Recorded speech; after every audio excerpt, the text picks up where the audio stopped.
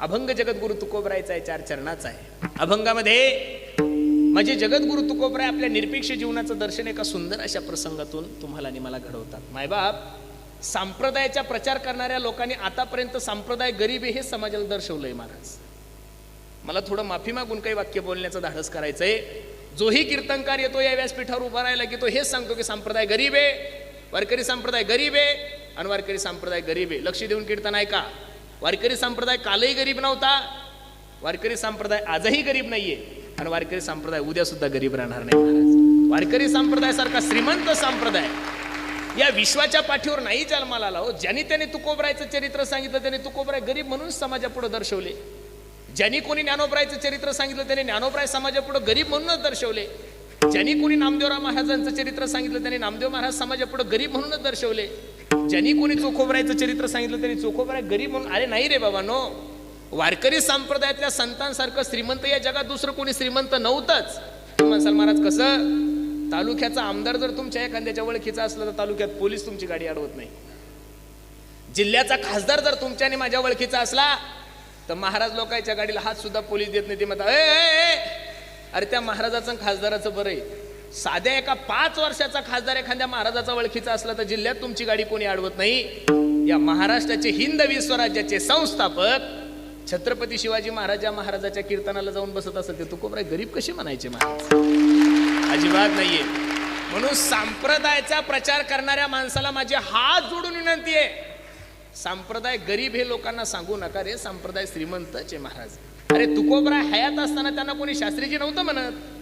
तुकोबराय हयात असताना त्यांना कोणी स्वामीजी नव्हतं म्हणत. तुकोबराय हयात असताना कोणी त्यांना बाबाजी नव्हतं म्हणत. माझे तुकोबराय हयात होते त्यावेळेस लोक तुकोबरायला तुकोबा शावकार म्हणायचे. महाराज, आणि व्यवहाराचा नियम आहे, ज्या माणसाकडे पैसा आहे त्याला शावकार म्हणतात बरं सोजेबा लोक. बरोबर आहे का नाही? हे माजलगावचे शावकार आहे आमचे. बरोबर आहे का नाही? खरं सांगतोय तुम्हाला. लक्ष देऊन कीर्तन आहे का? अरे तुकोबराय हयात असताना 12 गावची जहागिरी होती तुकोबरायकडे. काय कमी होतं महाराज? 350 एकर जमीन, सोनं नाणं, हिरे माणिक मोती, नौकर चाकर सगळं काही होतं. पण माझ्या तुकोबरायचं नशीब एवढं खराब की तुकोबराय हयात असताना दुष्काळ पडला. दुष्काळ पडल्यानंतर जगद्गुरु तुकोबरायची संपत्ती गेली यात अजिबात नवल नाहीये. महाराज, संपत्ती नुसती जात नसते माधव बाबा. संपत्ती गेली की ती संपत्ती सोबत मान घेऊन जाते. ज्या दिवशी माणसाच्या जीवनातलं धन जाईल ना त्या दिवशी हाय तो मानही घेऊन जातो. जगद्गुरु तुकोबरायची पाटीलकी गेली यात नवल नाहीये. जगद्गुरु तुकोबरायची गावची शावकार गेली यातही नवल नाहीये. तुकोबरायचं धन गेलं, मान गेलं, ऐश्वर्य गेलं, जमीन गेली यातही नवल नाही. महाराज, दुष्काळ एवढा मोठा पडला की तुकोबरायची पत्नी सुद्धा अन्न करता मरण पावली. दुष्काळे आटीला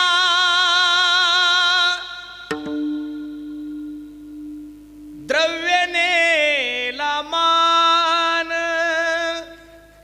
श्री एकानन करिता मेली. दुष्काळे आटीला द्रव्य नेला मान, श्री एक अन्न करिता मेली. बसणारे मायबाप, जगद्गुरु तुकोबरायची परिस्थिती एवढी खालावली की तुकोबरायची बायको अन्न करता मरण पावली. मायबाप लक्ष द्या. 4092 अभंगाचा गाथा आहे तुमच्या आणि माझ्या हातामध्ये. एक अभंग असा दाखवा की माझ्या तुकोबरायने बायको गेली म्हणून पांडुरंगा परमात्म्यासमोर रडत बसले. हा, अरे जर चांगली अतिवृष्टी झाली, त्या पावसामुळे जर सोयाबीन गेली, कपाशी गेली, कांदा गेला, मका गेली, तर आपण देवाला शिवाय देणारे लोक आहे हो. ज्या महात्म्याची बायको मेली तरी पण येत किंचितही तक्रार पांडुरंगाकडे केली नाही. उलट तुकोबराय सांगतात, बरे झाले देवा निघाले देवाले, बरे झाले देवा निघाले दिवाळे, बरिया दुष्काळे पिढा गेली, बरिया दुष्काळे पिढा गेली.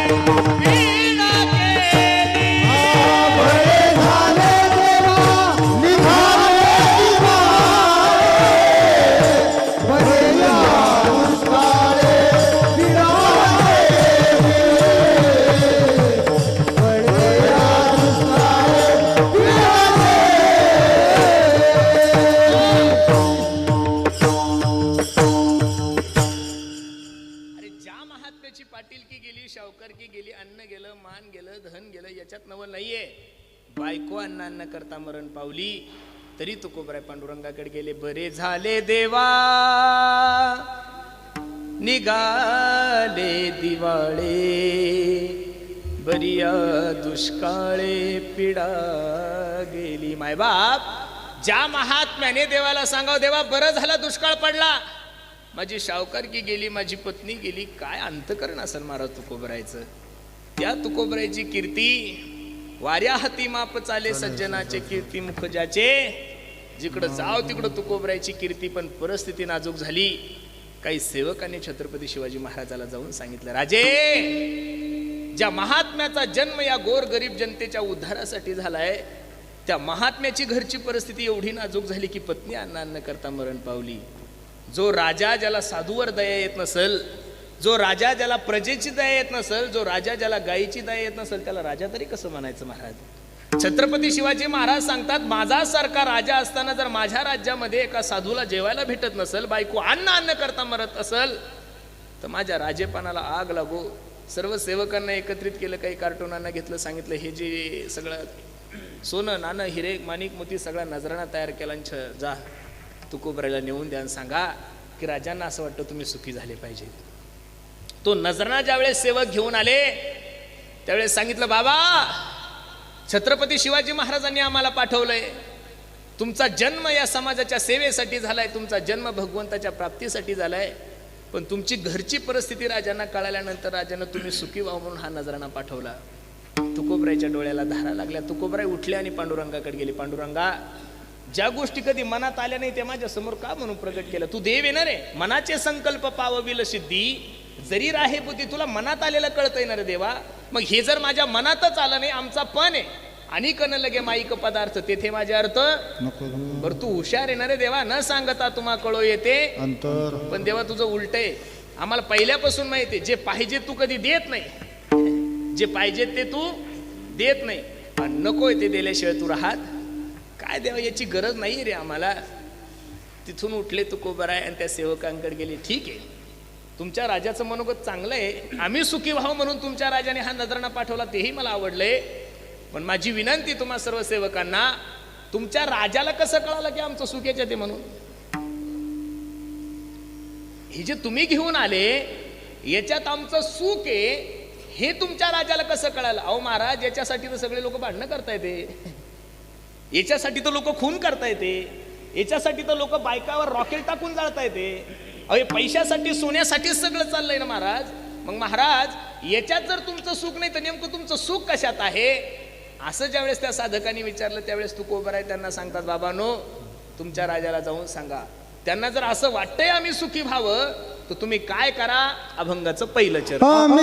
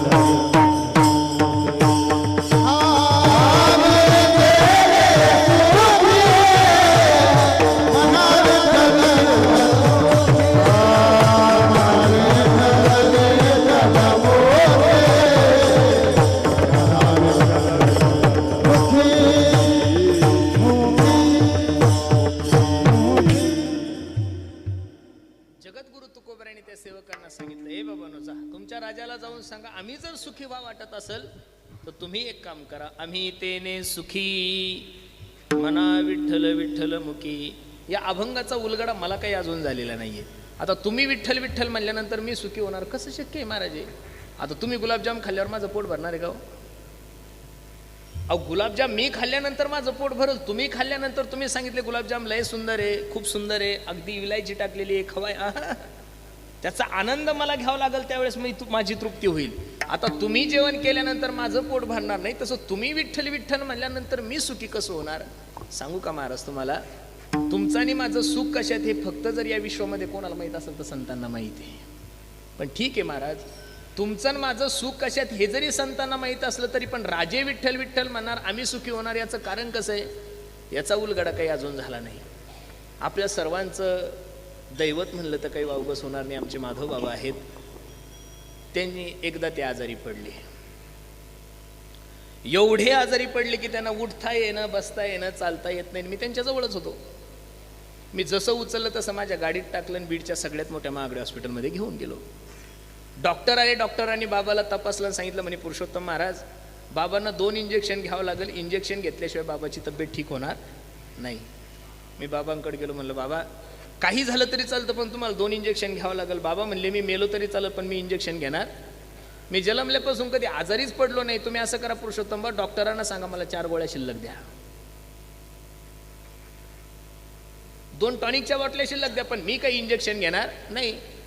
मी बाबाचा निरोप घेऊन डॉक्टरकडे गेलो. म्हणलं डॉक्टर साहेब ते कधीच आजारी पडले नाही हो, पहिल्यांदा आजारी पडले. तुम्ही असं करा ना, इंजेक्शन घ्यायची त्यांना भीती वाटते, तुम्ही असं करा 4 गोळ्या शिल्लक द्या, 2 टॉनिकच्या बाटल्या द्या.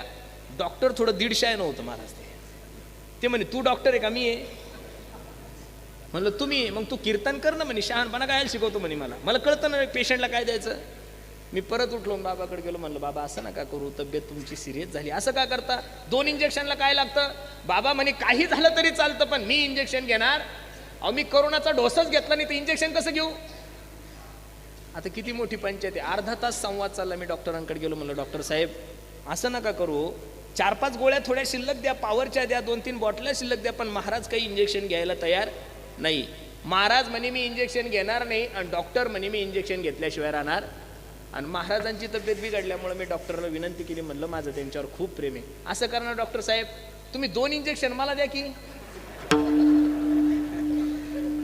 आता त्यांना त्रास होतो म्हणल्यानंतर माझं प्रेम त्यांच्यावर, मी सहज डॉक्टरांना म्हणलं डॉक्टर असं करा ना, इकडनं 2 द्या आणि इकडनं 2 द्या, मी 4 घेतो की, पण त्यांना नका देऊ ना. उदाहरण संपलं. मी हसण्यासाठी नाही सांगितलं तुम्हाला. बाबांची तब्येत खराब झाल्यानंतर पुरुषोत्तम महाराजांनी 50 जरी इंजेक्शन घेतले तरी फायदा होणार नाहीये. त्यांची तब्येत खराब झाल्यानंतर इंजेक्शन कोणाला घ्यावं लागलो? त्यांनाच घ्यावं लागेल. मी 20 जरी घेतले तर फायदा काय? तसं तुम्ही विठ्ठल विठ्ठल म्हणल्यानंतर मी सुखी होणार, याचा काही उलगडा अजून झालेला नाहीये. मी अजून परत एकदा सांगतो, तुमचं आणि माझं शाश्वत सुख कशात आहे, कधी नाटणारं सुख कशात आहे, हे जर या मृत्यू लोकात कोणाला माहित असेल तर संतांना. त्यांनी पत्ता सांगितला, आपुला तो एक देव करुणी घ्यावा,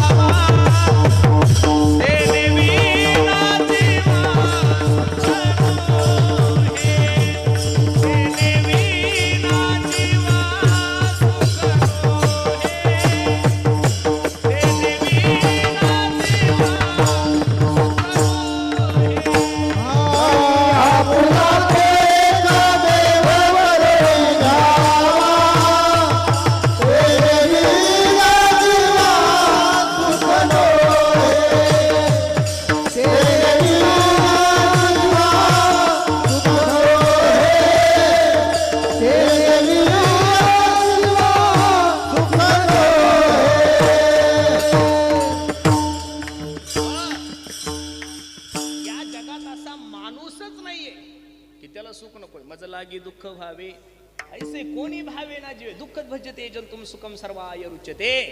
भामतीकाराने आपल्या ग्रंथामध्ये सांगत असताना सांगितलं, हे बाबांनो, या तिन्ही जगामध्ये जो कोणी प्रयत्न करतो तो केवळ सुखासाठी, सुखासाठी आणि सुखासाठी. नाटाच्या अभंगामध्ये प्रमाणे सर्व सुखाची आशा जन्म गेला, क्षण एक मुक्ती 100% पैकी यज्ञच म्हणतात बाबा. यज्ञ हा शब्द नाही बरं, यज्ञ शब्द काय? सर्व सुखाची आशा जन्म गेला, क्षण एक मुक्ती यज्ञ नाही केला. हिंडता दिशाक्षीनं फावला माया वेशीला जीव माझा. मायबाप, एवढी जी तुमची आणि माझी धावपळ चालू आहे ती सुखासाठीच चालू आहे ना रे. पण तुमच्या आणि माझ्या जीवनातलं दुर्भाग्य असं आहे, ज्याच्यासाठी पळताय ते भेटत नाहीये, आणि जे नकोय ते तुम्हाला सोडत. भलेही तुमच्या आणि माझ्या दुःखाचं कारण भिन्न भिन्न आहे, पण प्रत्येकाला कोणतं कोणतं दुःख निश्चित आहे. कबीर बाबा सांगतात, कोई तन दुखी, कोई मन दुखी, कोई धन बिना रहत उदास, थोड़े थोड़े सब दुखी, सुखी राम के दास. माय बाप, बऱ्याचशा वेळेस कीर्तनाच्या माध्यमातून महाराष्ट्रावर फिरण्याचा प्रसंग येतो. 200-200, 400-400 कोटी रुपयाच्या मालकाच्या घरी जाण्याचा प्रसंग येतो.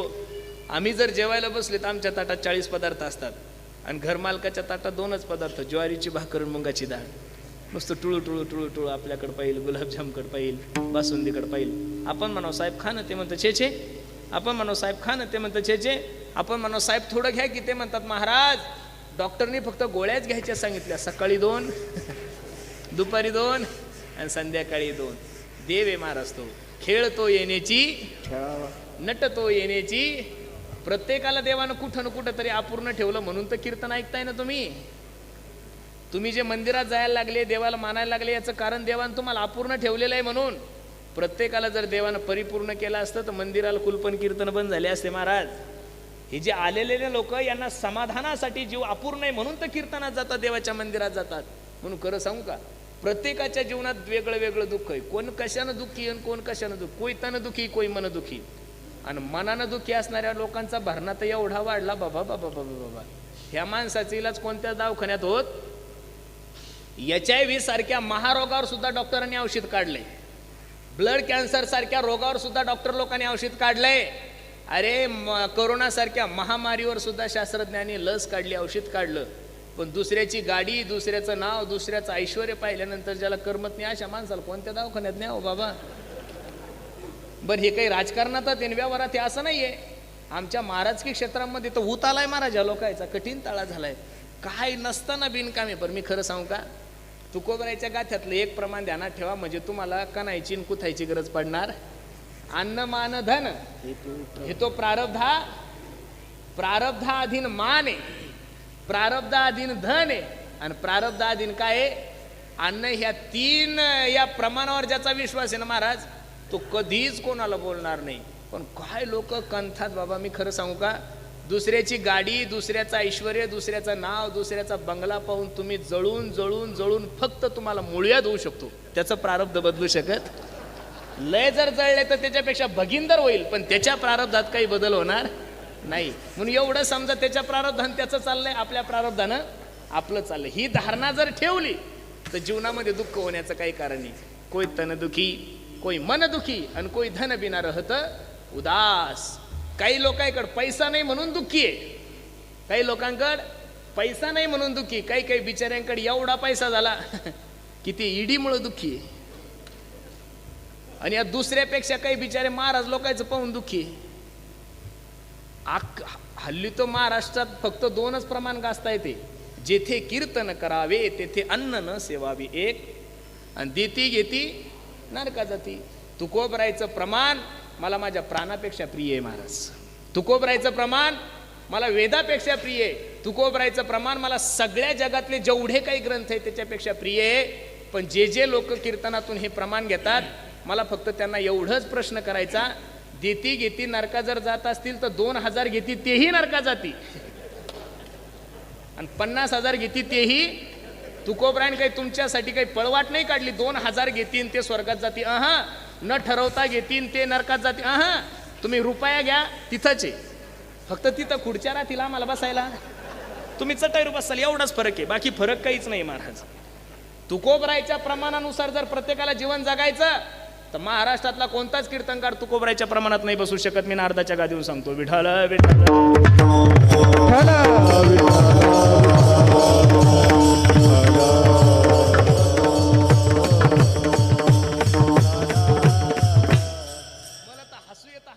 किती दिवस नारळावर पाकिटावरच बोलणार आहे, काही कळत नाही.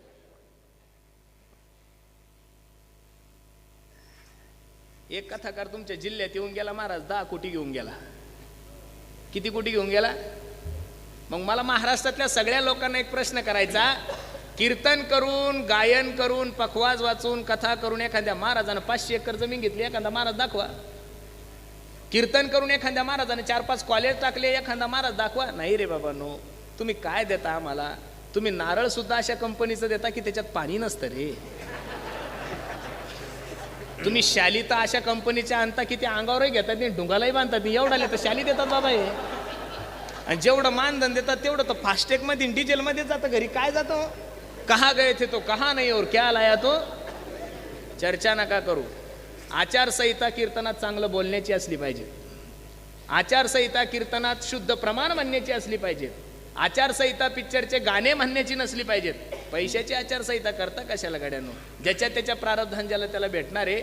पैसे घेऊ नका याविषयी माझं दुमत नाही. कोटीनं घ्या, पण ते कोटी घेऊन जर तुम्ही धर्मकार्य करत असेल, काय यांना काय पाप लागणार आहे महाराज? जेवढे पैसे आले तेवढे तुकोबरायच्या मंदिरात घातले, सभा मंडप मध्ये घातले. देव सुद्धा पाप नाही लावू शकत. मी सांगतो तुम्हाला महाराज, माझ्या गुरुजीच्या मुखातले वाक्य. तुम्ही 100 रुपये घ्या आणि 100 रुपयातले 80 रुपये तुम्ही गोमातेसाठी खर्च करा, धर्मासाठी खर्च करा, ज्ञानोबराय तुकोबरायसाठी खर्च करा. जगाचा मालक सुद्धा तुम्हाला पाप लावू शकत नाही. हा, तुम्ही पैसे घेऊन जमिनी घेता असेल, व्याजानं वाटत असेल, मग तुम्ही नरकात जाणारच आहे. आणि मला माहिती आहे ना मी पैसे घेऊन काय करतो. त्याच्यामुळे बाकीच्यांनी माझा बाप व्हायचं. माझा बाप फक्त ज्ञानोबराय तुकोबराय, बाकीच्यांनी शहाणपणा सांगायचा. मला माहिती मी काय करतोय. महाराष्ट्रात रोडवर फिरून 5 कोटीचं चोखोबरायचं मंदिर बांधणारा फक्त महाराष्ट्रात हा पठ्य आहे महाराज. मानलं पाहिजे. तुम्ही कीर्तन करून तेवढं बांधा आणि मग मला बोला. तसं बोलायचं. चला कीर्तनाकडे या. नाही, थोडं बोललं पाहिजेत ना. कोई तन दुखी, कोई मन दुखी, कोई धन बिना रहत उदास, थोडे थोडे सब दुखी सुखी राम के दास. प्रत्येकाचे प्रयत्न हे सुखप्राप्ती व दुःख निवृत्तीसाठी चालू आहे महाराज. सुखाचा अजून एक पत्ता तुकोबरायने सांगितला. सुखा लागी करी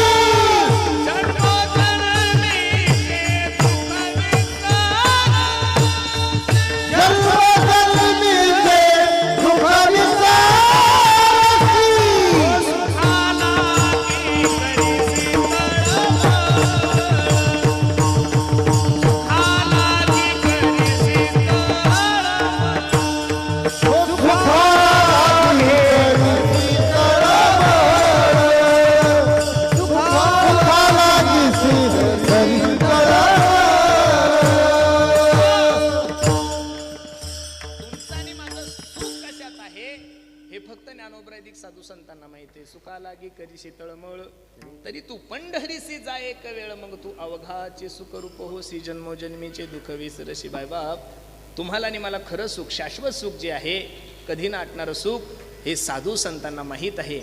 आणि ते तुकोबराय सांगतात, बाबांनो तुम्हाला जर असं वाटतंय आम्ही सुखी व्हावं, कारण तुम्ही सुखी झाले की संत सुखी होतात. याचं कारण तुम्हाला सुखी करण्यासाठी साधू संतांचा जन्म आहे.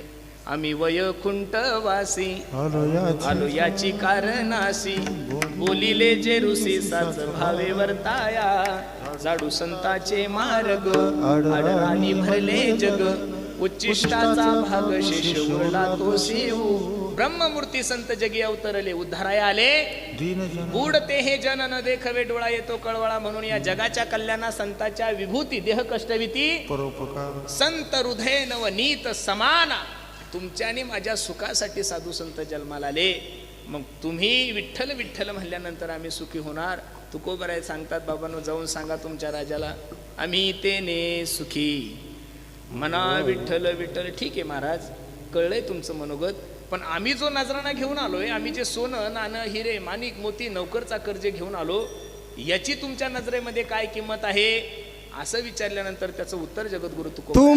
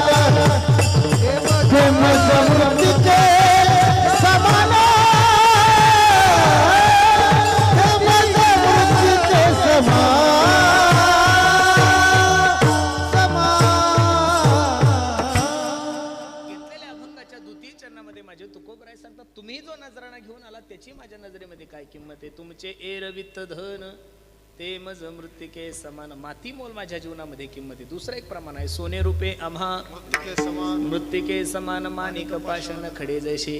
जगद्गुरु तुकोबांनी संसारातल्या कोणत्याही गोष्टीला जास्त प्राधान्य दिलं याचं नाही कारण. याचं कारण असं आहे की विषय तो त्यांचा झाला नाही अनिक प्रमाण. तन धन तृणजन, तृण या शब्दाचा अर्थ आहे गवत. गवताप्रमाणे जन समजलं, गवताप्रमाणे धन समजलं, गवताप्रमाणे काय समजलं? जन समजलं. जगद्गुरु तुकोबरायचं जीवन भगवंत रूप झालं होतं. जीवनामध्ये संसाराच्या नावे घालून या शून्य वाढत हा पुण्य धर्म केला हरिभजनी हे चुकविला लाग कळी काळाचा. कारण तुकोबरायला माहित होतं संसारातल्या कोणत्याच गोष्टी माणसाला फल देणाऱ्या नाही, म्हणून तुकोबरायने संसारावर तुळशीपत्र ठेवले. आपलं असं झालंय, आपल्याला जेवढा संसार प्रिय तेवढं काहीच प्रिय नाहीये. आपण जेवढं प्रेम समाजावर करतो तेवढं कशावरच करत नाही. ठीक आहे, समाजावर कोणी करत नसेल तर लोक शरीरावर करतात, शरीरावर नसेल करत तर धनावर करतात. या तीन गोष्टीवर तर सगळेच प्रेम करतात. समाजावर प्रेम करून काही फायदा नाही. हा समाज कोणाचाच झाला नाही, आपला काय होईल महाराज? ज्या जगद्गुरु तुकोबरायांनी पंचमवेद असा गाथा तुमच्या आणि माझ्यासाठी दिलाय, तो गाथा बुडवण्यासाठी आपल्या माथ्याने जेवढे प्रयत्न केले तेवढे कशासाठीच नाहीये. एका चांगल्या जाणकार माणसाने शास्त्रीजी मला प्रश्न केला होता. चोखोबरायाने सुद्धा अभंग लिहिलेले. चोखोबरायचं जाऊ द्या, चोखोबरायची पत्नी सोयराबाईने सुद्धा अभंग लिहिलेले. नामदेवरायचे अभंग आहे, सावता महाराजाचे अभंग आहे, गोरोबा काकाचे अभंग आहे, ज्ञानोबरायची ज्ञानेश्वरी, निवृत्तीनाथ दादाचे अभंग आहे, सोपान काकाचे अभंग आहे, मुक्ताईचे अभंग आहे. मग 18 पगड जातीमध्ये जेवढे काही संत महात्मा या वारकरी संप्रदायामध्ये जन्माला आले, प्रत्येकाने अभंग लिहिले. मग गाथा तुकोबरायचाच का बुडवला हा प्रश्न कधी मनाला पडला का तुमच्या? ज्ञानोबरायने ज्ञानेश्वरी लिहिली, ज्ञानोबरायला लोकांनी मधुकरी दिली नाही, हा पार्ट वेगळा आहे. अरे चोखोबरायने अभंग लिहिले, चोखोबरायच्या पत्नीने बहिणाबाईने सुद्धा अभंग लिहिले, कान्होपात्राचे सुद्धा अभंग आहे. मग सर्व संतांनी अभंग लिहिले. मग सर्व संतांमध्ये तुकोबरायचे अभंग बुडवण्यासाठी का लोकांनी प्रयत्न केले हा प्रश्न खूप मोठा आहे. पण या प्रश्नावर कधी विचारच झाला नाही महाराज. सोडून द्या, तो विषय आपल्याला सांगायचा नाही. मला तुम्हाला एवढंच सांगायचं, जगद्गुरु तुकोबरायचं जीवन भगवान परमात्मा झालं होतं. त्याच्यामुळे संसारातल्या प्रत्येक गोष्टी, समाजाचा तर विचार तुकोबराय करतच नव्हते. तुका म्हणे आम्हा एकांताचा वास ब्रह्मी ब्रह्मरस सेव सदा बसणारे मंडळी. एवढं सुंदर देहूगाव असताना तुकोबराय का भामचंद्र डोंगरावर गेले, घोरडा डोंगरावर गेले? याचं कारण हाच समाज आहे महाराज. ज्याचं लग्न झालं त्याला बायको टाकायला लावतो. लक्ष देऊन ऐका, हा जो समाज आहे ना, ज्याचं लग्न झालं त्याला बायको टाकायला लावतो, संन्याशाचं लग्न करून देतो. लग्न जाता करू म्हणते हा, माताला न करिता म्हणते न पुसक. एखाद्याच्यात तुम्ही घरीच जाऊ नका. लोक म्हणतात त्या महाराजासारखा शिष्टाड महाराज आमच्या तालुक्यात नाहीये. आणि एखाद्याच्या घरी दररोज जाते, म्हणतात महाराज त्या महाराजाला काही लाज आहे का? आमच्या घराला पाणी माती ठेवली नाही त्यांना, येता जाता घर बुडविले. समाजाचा ताण कधीच घेऊ नका. अरे 5 पतिव्रतामध्ये सर्वात श्रेष्ठ असणारी पतिव्रता सीताई साहेब, त्या सीतेला जर समाजाने सोडलं नाही तर आपल्यासारख्या लोकांचं काय घेऊन बसले गड्यांनो? आपण फक्त आपल्या मस्तीत राहा. तुका म्हणे हसे जन नाही कान, कोणी निंदा कोणी वंदा, आपुला आमुचा स्वहिताचा धंदा. अरे लोक चोऱ्या करण्यासाठी लाजत नाही, लोक खोटं बोलण्यासाठी लाजत नाही, लोक बलात्कार करण्यासाठी लाजत नाही, लोक व्यभिचार करण्यासाठी लाजत नाही.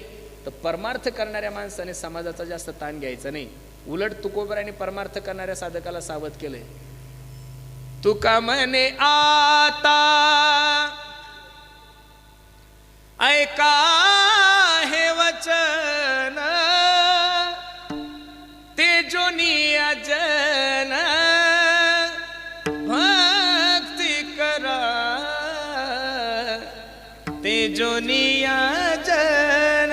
ए माय बाप, या समाजाचा लोड घेत जाऊ नका. आता लोड बी तुम्ही घ्यायचं, मग समाजाने काय घ्यायचं? आपण आपल्या मस्तीत अपने धुन में रहता हूँ, राधे राधे कहता हूँ. लोड नका घेऊ जाऊ.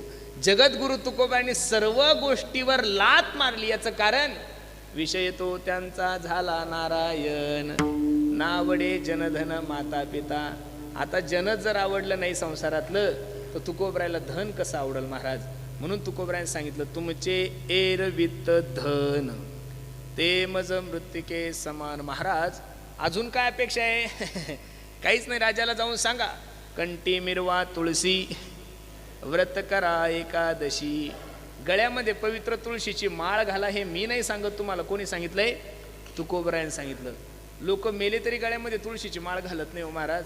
आमचं नशीब तर एवढं खराब आहे, आम्हाला दररोज एक वर्ष श्राद्ध करावं लागतं आणि दररोज एक गोड जेवण करावं लागतं महाराज.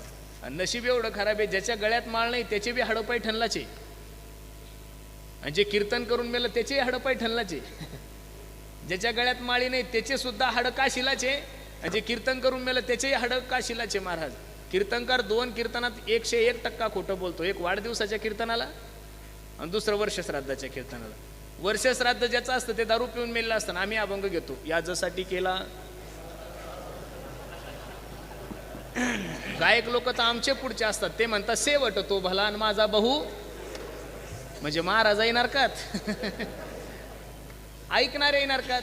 आणि गायक वादक अगोदरच गेलेले असतात, कारण पंचपती अगोदर सुरू करतात ना महाराज. ते कठीण आहे. दुसरं खोटं बोलतो वाढदिवसाच्या कीर्तनाला, अख्खं गाव त्यानं खाल्लेलं असतं आणि आम्ही अभंग घेतो, अकल्पायुष्य माझी या सकळा हरीच्या दासा. खालचे लोक म्हणतात अरे त्याला 13-13 हजाराच्या संडाशी खाल्ल्या रे ग्रामपंचायतच्या, तू त्याला आयुष्य काय वाढवतो. नक्की करे, पण जगद्गुरु तुकोबरायने ही गलती कधीच केली नाही महाराज. अख्खा गाथा वाचा जगद्गुरु तुकोबरायचा. तुकोबराय गाढवाला गाढवच म्हणले आणि घोड्याला घोडच म्हणले महाराज. नाही भिड भारण तुका म्हणे तीक्ष्ण उत्तरे हाती घेऊन बाण फिरे. कोणाचीच भिडभाड जगद्गुरु तुकोबरायने ठेवली नाही महाराज. म्हणून माझी विनंती गड्यांना तुम्हाला, गळ्यामध्ये पवित्र तुळशीची माळ घाला. आमच्या विदर्भामध्ये एक नियम आहे, तुमच्या तिकडे आहे का काही माहित नाही. माणूस मेला की त्याच्या तोंडामध्ये तुळशीची पानं घालतात का? आहे ना ही पद्धत तुमच्या मराठवाड्यात? बंद करून टाका आजपासून ती. तुम्ही म्हणसाल का? पुरुषोत्तम महाराजांनी सांगितलं असं सांगा. का बरं?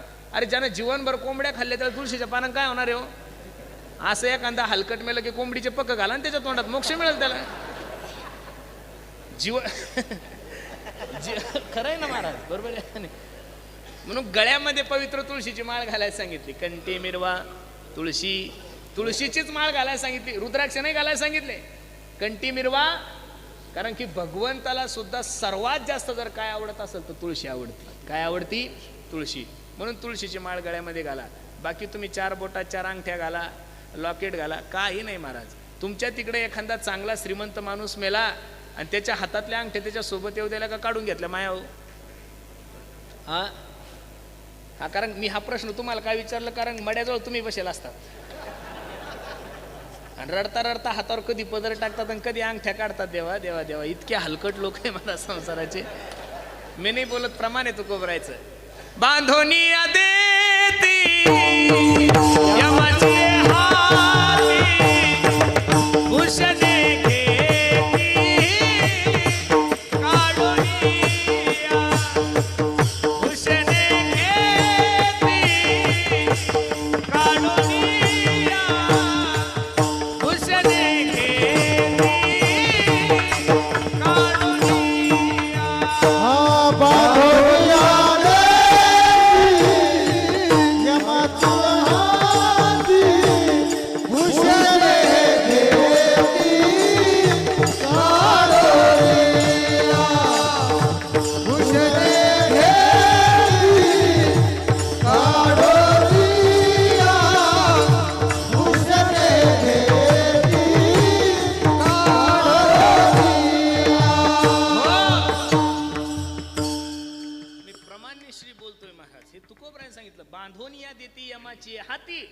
आणि भूषणे घेती.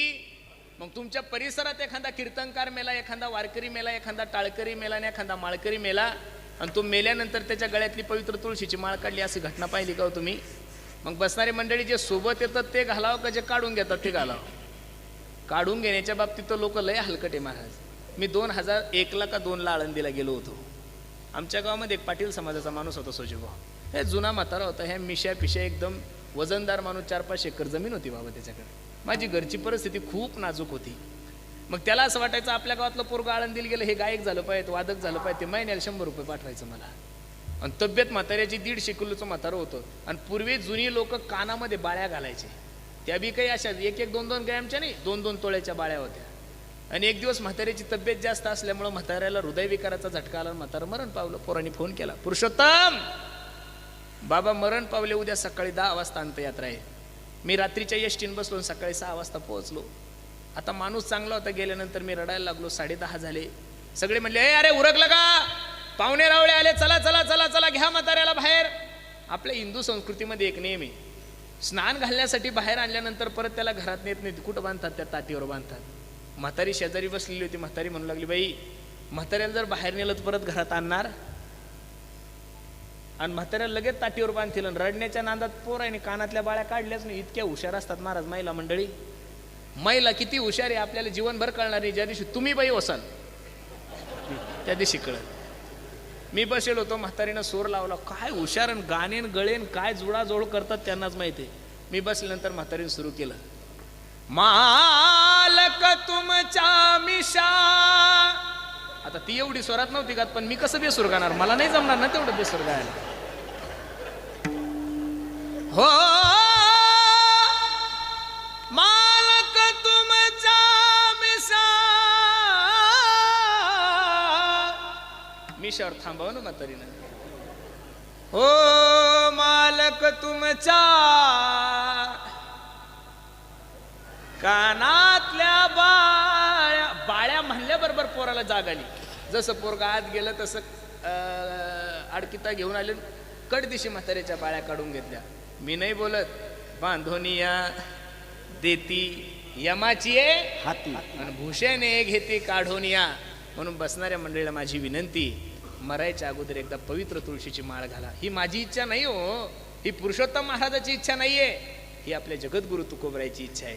मग आपल्या तुकोबरायची इच्छा आपण नाही पूर्ण करणार तर कोण? आपण वारसदार आहोत ना त्यांचे. मग तुकोबरायची इच्छा पूर्ण करा. कंटे मिरवा तुळशी आणि व्रत करा.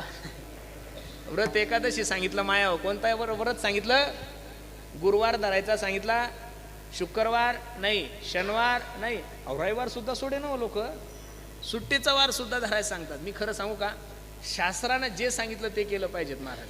एकादशी करावी, सोमवार करावी याच्यासाठी पुरावा आहे, पण गुरुवार धरावा, मंगळवार धरावा, शुक्रवार धरावा, शनिवार धरावा याच्यात कुठंच पुरावा नाहीये. बाबांच्या मुखातून तुम्ही श्रीमद भागवत कथा श्रवण करत आहात. नवम स्कंदामध्ये अंबरीश राजाचं चरित्र आहे. 5,500 वर्षापूर्वी भागवतात एकादशीचं वर्णन आलेलं आहे. आणि गाथ्यात तर आपण दररोजच वर्णन करतोय. सोमवार एकादशी धरलीच पाहिजेत वारकऱ्यांनी. मग महाराज गुरुवार धराव. एक माणूस म्हणे आम्ही स्वामी समर्थाचा गुरुवार धरतो. म्हणलं चांगली गोष्ट आहे. काही म्हणतात आम्ही गजानन बाबाचा गुरुवार धरतो, त्याच्यापेक्षा चांगली गोष्ट आहे. काही लोक म्हणतात आम्ही साईबाबाचा गुरुवार धरतो. म्हणलं त्याच्यापेक्षा चांगली गोष्ट आहे. पण त्या गुरुवार धरणाऱ्याला माझा प्रश्न आहे, साईबाबा जन्माला येण्याच्या अगोदर, स्वामी समर्थ जन्माला येण्याच्या अगोदर आणि गजानन बाबा जन्माला येण्याच्या अगोदर गुरुवार कोणाचा होता सांगा दारा? लोकांचं काय झालंय महाराज, जसे लोक पुढारी लोक पक्ष बदलतात तसे मग आता लोक देव बदलायला लागले महाराज. ही वस्तुस्थिती झालेली आहे. लोकांना असं वाटायचं तिरुपतीला गेलं माणूस श्रीमंत होतो, तिकडेही जमला नाही तळा. नंतर लोक शिर्डीला जायला लागले. लोकांना वाटतं शिर्डीकडे गेलं, साईबाबाकडे गेलं माणूस श्रीमंत होतो. शिर्डीचंही मार्केट डाऊन झालं. नंतर लोक अक्कलकोटला स्वामी समर्थाकडे जायला लागले. स्वामी समर्थाचंही मार्केट डाऊन झालं. नंतर लोक उज्जैनला महाकालेश्वरला जायला लागले. लोकांना असं वाटलं महाकालेश्वरला गेले माणूस श्रीमंत होतो. आता तिरुपतीचंही मार्केट डाऊन झालं, साईबाबाचंही झालं, स्वामी समर्थाचं झालं, महाकालेश्वरचं झालं, आता खाटूश्याम आले. लोकायला असं वाटतं 2 कोटी कर्ज झालं, खाटूश्यामला गेलं की खाटूश्याम 4 कोटीची बॅगच देतो काय का? असं नाही होतो महाराज. मी खाटूश्यामच्या विरोधात बोलणारा महाराज नाहीये. महाभारतात खाटूश्यामजीची कथा आलेली आहे.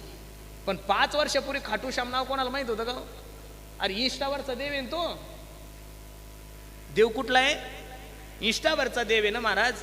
मी माफी मागून एक वाक्य बोलण्याचं धाडस करू का गड्यानो? तुम्हाला माझा राग आला तरी चालेल. महाराष्ट्रात जन्माला आलेल्या माणसाच्या घरात फक्त 3च फोटो पाहिजेत. आराध्य दैवत म्हणून पांडुरंग परमात्मा आणि संत ज्ञानोबराय तुकोबराय. बस, तिसऱ्याचा फोटोच नको महाराज. अहो कोणी उठलं की त्याचं दुकान टाकायला लागलं महाराज. कसं जमणार नाही ना असं. ज्ञानोबराय सोबत नामदेवराय तीर्थयात्रेला निघाल्यानंतर पांडुरंगाला सांगितलं, पांडुरंगा तुला सोडून जाण्याची गरज नाही रे मला, तू सर्वस्व आहे माझं. पण तुझी इच्छा आहे ना मी ज्ञानोबराय सोबत जाऊ, चाललो. पण ऐक, कटेवरी कर नाही जा देवाचे, नघे मी तयाचे दरुशन, नघे मी तयाचे. ए देवा, ज्या देवाचं कटेवर कर नाहीये अशा देवाचं मी दर्शन घेतलं नाही. उगाच नामदेवरायच्या हातचा नैवेद्य थोडा खाल्लाय महाराज.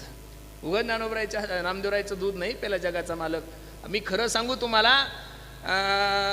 पांडुरंग परमात्मा सोडून, ज्ञानोबराय तुकोबराय सोडून काय झालंय लोकांना काही कळत नाही. मला तर हसू येतं. घरी काम देणं काय असून लोकांना जर्सीचं दूध प्यायची सवय झालेली महाराज. मला इथं संप्रदायाचे सगळे तुम्ही फडावरचे मंडळी आहेत. महाराज एखादा उत्तर प्रदेशचा साधू तुमच्या महाराष्ट्रात आला आणि त्यानं कधी जय हरी घालताना पाहिलं बाबाजी तुम्ही? नाही. तो तुम्हाला म्हणा नमो नारायणजी, तो तुम्हाला राधे राधे म्हणणार, तो सीताराम म्हणणार. अरे मग तो उत्तर प्रदेशचा महात्मा महाराष्ट्रात येऊन जर तुम्हाला जय हरी म्हणत नसेल तर तुम्ही महाराष्ट्र सोडून तिकडे गेल्यानंतर जय हरी म्हण सोडून दुसरं म्हणायची काय गरज आहे? आता तर लोकांना अशी फॅड लागले, कोणी लोक नर्मदा परिक्रमाला गेले, फोन केलं की जय नर्मदा मैया. अरे ठीक आहे बाबा, नर्मदेचं महत्व तुम्हाला काय आम्हालाही माहिती आहे ना. गंगा आहे ती सर्व क्षेत्र नद्यामध्ये सर्वात श्रेष्ठ नदी आहे. अरे पण 4 दिवस झाले नर्मदा परिक्रमाला गेला की तू जय हरी विसरून चालला ना. 4 दिवस झाले तू बरं 2च महिने वृंदावनला राहतो, डायरेक्ट आळंदीला 25 वर्ष राहतो, 2 महिने वृंदावनला राहतो. काय नाव लावतो माहितीये का? ब्रज रसिक. डाळी गोळा करतं महाराष्ट्रात, गहू गोळा करतं महाराष्ट्रात, आणि वृंदावन रसिक लावतो. कोण वृंदावनला विचारतं महाराज? यांना मराठी बोलता येत नाही, हिंदी बोलायला लागले की भागो भागो उंदीर आहे म्हणणारी जात ही. असं नाही केलं पाहिजेत महाराज.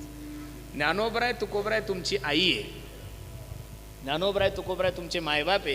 काय कमी केलंय महाराज ज्ञानोबराय तुकोबरायने? अरे करील ते काय नो हे महाराज, जयाने घातली मुक्तीची गवांदी आणि मेळविली मांदी वैष्णवांची. ज्ञानोबराय तुकोबराय सारखे संत या विश्वाच्या पाठीवर तुम्हाला पाहायला भेटणार नाही गड्यानो. माझी विनंती गड्यानो तुम्हाला, इथं जेवढ्या काही माझ्या आई बहिणी बसलेल्या आहे मायानो, तुमच्या नवऱ्यानं 10,000 रुपये दिले आणि सांगितले बाई जाय कळमलं जाय एखादी चांगली साडी घेऊन ये. फक्त माझ्या प्रश्नाचं उत्तर द्या माया हो. कळमलं गेल्या आणि साडी घ्यायला लागल्या तर एक साडी पसंत करण्यासाठी किती साड्या पाहता हो तुम्ही? कमीत कमी विचारलं तुम्हाला, कमीत कमी 100 पाहता का नाही?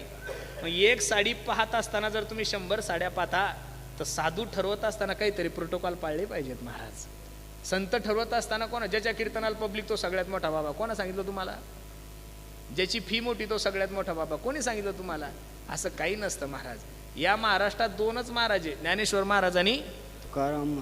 आम्ही फक्त प्रचारक आहोत महाराज. तुम्ही आम्हाला महाराज म्हणून तुमच्या जीवनाची फसगत करू नका. तुम्हाला जर असं वाटतंय तुमच्या जीवनाचा उद्धार व्हावं तर तुम्ही फक्त तुमचं मस्तक ज्ञानोबरायच्या समोरच ठेवा आणि तुमचं मस्तक तुकोबरायच्या समोरच ठेवा. जीवनामध्ये कोणत्याच गोष्टीची तुम्हाला कमी पडणार नाही. म्हणून एकादशीचा उपवास सांगितला तो केला पाहिजे. व्रत एकादशी करील उपवासी, व्रत एकादशी करील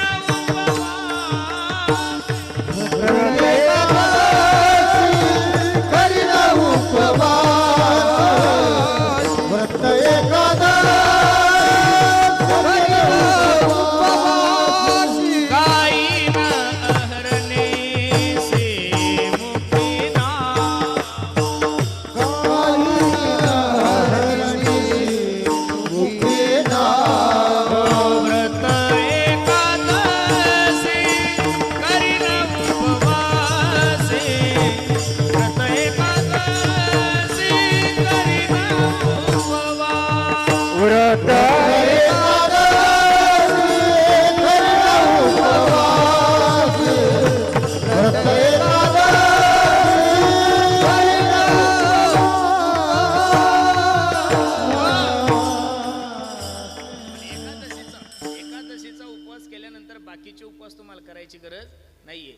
गुरुवार करायची गरज ना, बुधवार करायची गरज ना, शुक्रवार करायची गरज. अजून एक उदाहरण सांगतो, अगदी थोडा वेळ माझा शिल्लक राहिला आहे. इथं जेवढ्या काही माझ्या आई बहिणी बसलेल्या मायानो, एक सुंदर उदाहरण तुम्हाला सांगतो. एका मुलीचं लग्न झालं माया हो. लग्न झाल्यानंतर 7-8 महिन्यानं ती भाऊबीजीला माहेरी आली. आता माहेरी आल्यानंतर तिच्या सगळ्या मैत्रिणी सांगू लागल्या, ए बाई, ए दिदी, कस काय ग तुझं सासर? सासर म्हणल्यानंतर पुरीच्या डोळ्याला धारा लागल्या. अगं बाई, माझ्या बापाने सासर नाही ग, स्वर्ग पाहून दिलं माझ्यासाठी. बर बर बर बर. सासरा कसा आहे ग तुझा? काय माझ्या सासऱ्याचं वर्णन करू ग? माझ्यासारखा सासरा महाराष्ट्रातल्या प्रत्येक मुलीला भेटाव. शांतीब्रह्म आहे ग, ब्र शब्दाने कधी मला बोलत नाही. आणि सासू ग, सासूचं तर काय वर्णन करावं ग, पोटच्या लेकीपेक्षा मला जास्त जीव लावती. बर बर. आणि देर ग, काय देराचं वर्णन करावं, तो मला छोट्या बहिणीसारखं सारखं दिदी दिदी दिदी दिदी, भावा वहिनी वहिनी वहिनी वहिनी करत राहतो. बर बर बर. आणि ननंद ग, ननंद तर मोठ्या बहिणीसारखी झोपते. सर्वांचं विचारलं आणि तिच्या मैत्रिणी विचारलं, का ग बाई तुझा नवरा ग? ती हळूच म्हणली, बाई 8 महिने झालं तो मेला, मला बोलतच नाही म्हणे. काय म्हणली? काय म्हणली मायावती? 8 महिने झाले तो मेला, मला बोलत. संपलं उदाहरण कीर्तनाकडे. माया हो, लग्न झाल्यानंतर मुलीवर नवऱ्याने प्रेम करावं का बाकीच्या नातेवाईकांनी? जी उत्तर देईल तिला सोन्याचं नाणं बक्षीस. चला बोला तुम्ही, ताण नका घेऊ एकदम.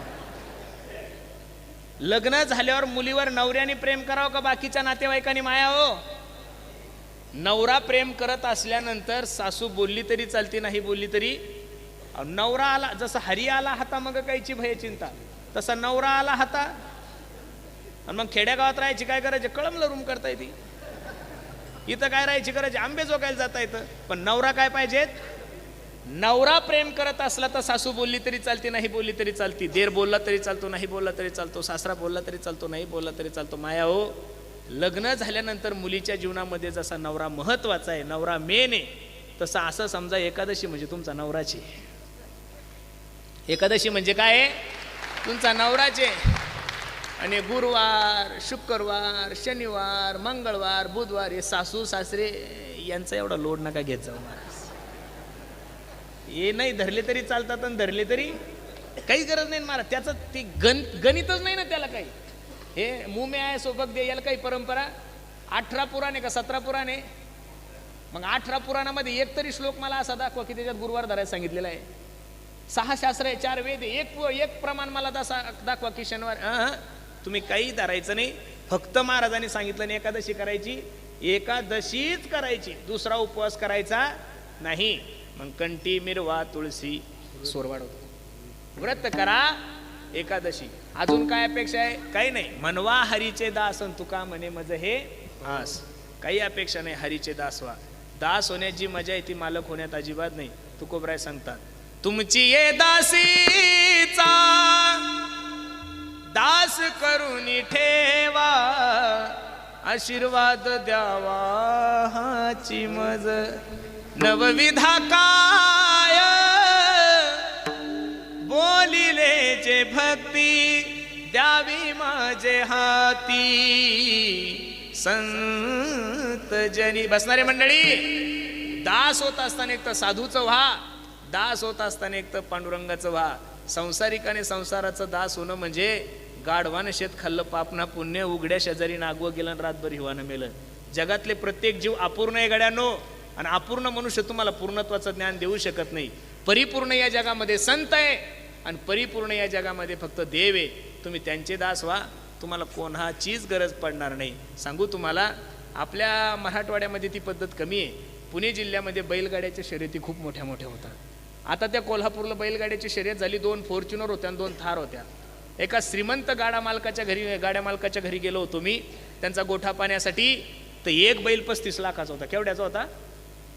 केवढ्याचा? असे 2 बैल होते, म्हणजे 70 लाखाचे बैल होते त्या गोठ्यात. आपल्याला राहायला घर नाही. त्या बैलाच्या गोठ्याला एसीचा गोठा होता आणि 2 माणसं त्यांना सांभाळे. 3 लाख रुपये वर्षाने. दररोज काजू बदाम खायला आपल्याला शेंगदाणे भेटेन. आठवड्यातून 4 वेळेस दुधानं आंघोळ होती. त्या बैलाची काय भाग्यवान बैल असेल. एक बैल 35 लाखाचा म्हणजे 70 लाखाचे बैल आहे. एसीचा गोठा आहे, काजू बदाम खायला, दुधानं आंघोळ आहे. मग असा गोठा जर पाहायला तुम्ही गेले तर माझ्या प्रश्नाचं उत्तर द्या. त्या बैलाचं तुम्ही दर्शन घेसाल का त्या बैलासोबत सेल्फी घेसाल? हो, सेल्फीचा जमाना आहे म्हणून विचारलं तुम्हाला. अशा बैलाला तुम्ही तो गोठा पाहायला गेल्यानंतर त्याचं दर्शन घेसाल का त्यासोबत सेल्फी घेसाल? साहजिकच सेल्फी घेऊ ना आपण. काय सुंदर बैल आहे म्हणून त्यांचे काय काढणार? फोटो काढणार. ते 2 बैल सोडून अजून 2 बैल सांगतो मी तुम्हाला. माझ्या तुकोबरायच्या पालखीला सुद्धा 2 बैल असतात महाराज.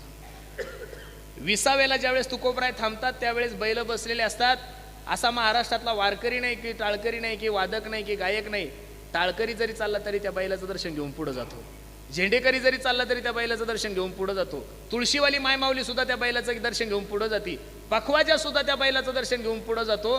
दिंडीचा मालक चालक सुद्धा त्या बैलाचं दर्शन घेऊन पुढे जातो. मला एवढंच सांगायचं, तेही 2 बैल आणि हेही 2 बैल आहे. उलट पालखीच्या बैलापेक्षा यांची सुविधा चांगली आहे. यांना एसीचा गोठा आहे, काजू बदाम खायला आहे, दुधानं आंघोळ आहे. आणि महाराज 35 लाख रुपये एका बैलाची किंमत आहे. तरी या बैलासोबत लोक सेल्फी घेतात आणि त्या बैलाचं दर्शन घेतात. फरक एवढाच आहे, 35 लाखाच्या बैलांनी दासत्व श्रीमंताचं केलं आणि ज्ञानोबराय तुकोबरायच्या पालखीच्या बैलांनी दासत्व ज्ञानोबराय तुकोबरायचं केलं. ज्ञानोबराय तुकोबरायचे जर तुम्ही दास झाले तर तुम्हाला कशाचीच कमी नाही. महाराज सांगतात, मनवा हरीचे दास तुका म्हणे मज हे आस, तुमचे एरवित धन ते मज मृत्तिके समान विठोबार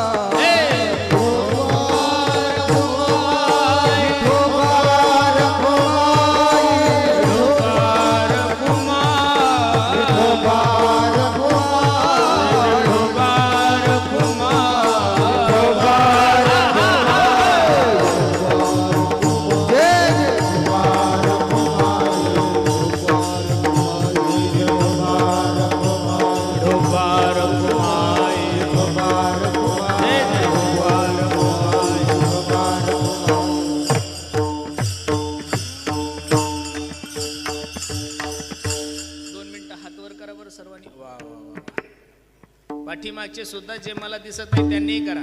2 मिनिटं फक्त माझ्या ज्ञानोबराय तुकोबरायचं 40 सेकंद भजन करायचं. ज्ञानोबाराया माझ्या तुकोबाराया ज्ञानोबाराया माझ्या तुकोबाराया ज्ञानोबाराया माझ्या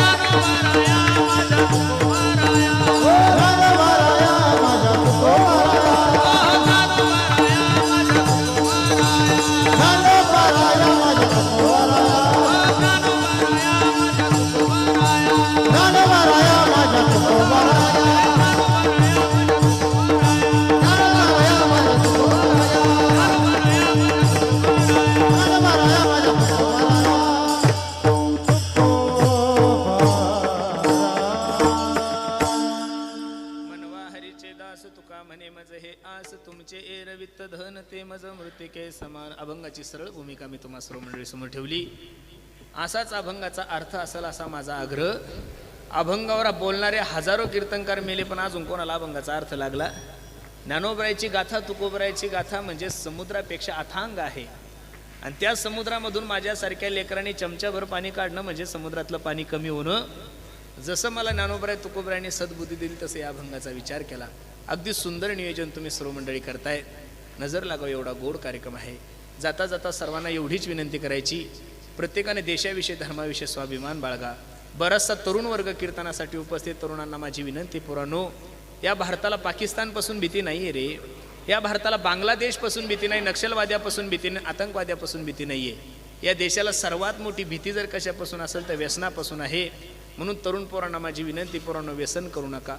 दारू गांजा मत पी यारो, अक्कल गुंग हो जाती है, अपने पलों का दाम खर्च के मुंह में मिट्टी आती है.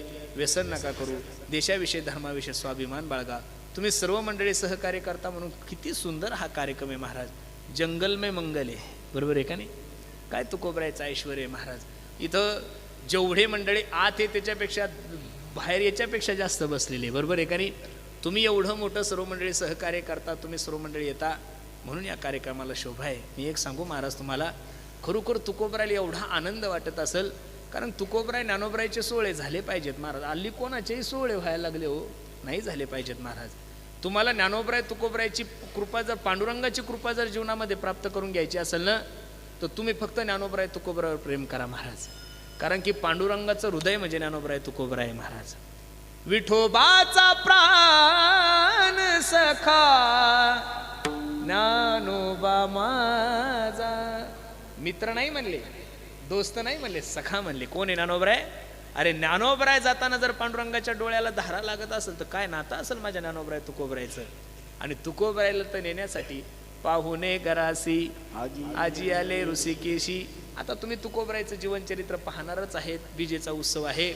जगद्गुरु तुकोबरायसारखा भाग्यवान महात्मा या विश्वाच्या पाठीवर परत कोणी जन्माला येईल काही सांगता येत नाही. अंतकाळी विठू आमासी पुढी सहित झाला गुप्त तुप. हा इतिहास आहे की अख्ख्या विश्वाला ज्या काळाची भीती आहे त्या काळाच्या मस्तकावर पाय ठेवून निजधामाला गेलेले माझे जगद्गुरु तुकोबराय. जगा काळ खाये आम्ही माता दिला पाय. तुकाराम तुकाराम नाम घेता धन्य तुकोबा समर्थ जेने केला हा पुरुषार्थ. मी 2008ला 9ला वृंदावनला होतो बाबा. ज्ञानोबराय तुकोबरायचं महत्व तुम्हाला सांगतो. घडलेला प्रसंग आहे. तिथं एक रामदास स्वामी राम सुखदासजी यांची एक शाखा होती. गीता मंदिर म्हणून होतं. फोगलाश्रममध्ये त्यांचा तिथं पाठ वगैरे चालायचे. तिथं एक महात्मा एवढे कडक होते, बापरे बापरे बापरे बाप. त्या महात्म्या पुढं 200 पोर होते. एकही पोरगा त्या महात्म्याच्या पुढं जात नव्हता. पण लहानपणापासून स्वभाव जिथं कोणी जात नाही तिथं घुसायची पहिल्यापासून हौशी. ते महात्मा त्यांच्या रूममध्ये वाचन करत असताना मी डायरेक्ट गेलो. मी असंही नाही म्हणलो पंडित स्वामीजी मैं अंदर आहो, मैं आय कम इन सर, काहीच नाही. डायरेक्ट आत गेलो.